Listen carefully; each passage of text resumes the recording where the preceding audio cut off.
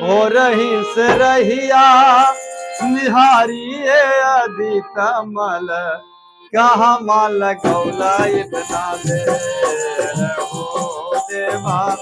आरजी लगावतिया भरत तेरी आबा भइले अरगिया के बेर हो देवा आरजी लगावतिया भरत तेरी आबा भइले अरगिया के बेर हो रही सरहिया निहारिये अभी कमल हो रही सरहिया निहारिये कहाँ माल गौला इतना देर हो देवा आरती लगावा दिया भरत तेरे आवा भइले अरगे आके बेर हो देवा आरती लगावा दिया भरत तेरे आवा भइले अरगे आके बेर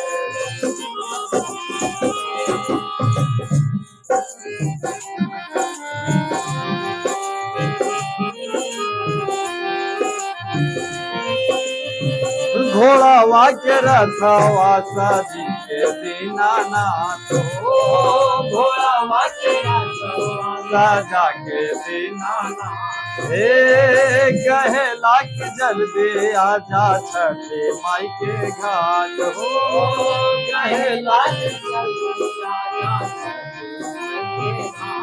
ओ घोड़ा वाक्य रखवा सजा के दीनानाथ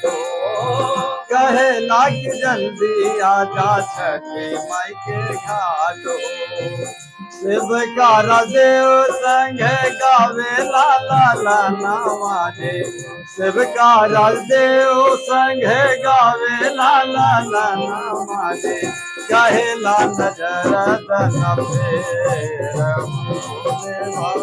आरती लगावतिया भरत तेरी आवा भइले अरगिया के बेर हो देवा आरती लगावतिया भरत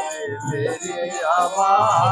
भइले अरगिया के बेर हो रही से रहिया निहारिये आदि कमला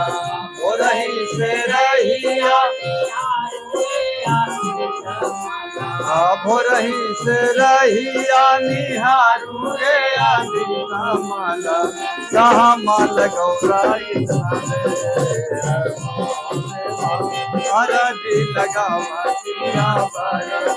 तेरी आवा भइले अरगिया के बेर हो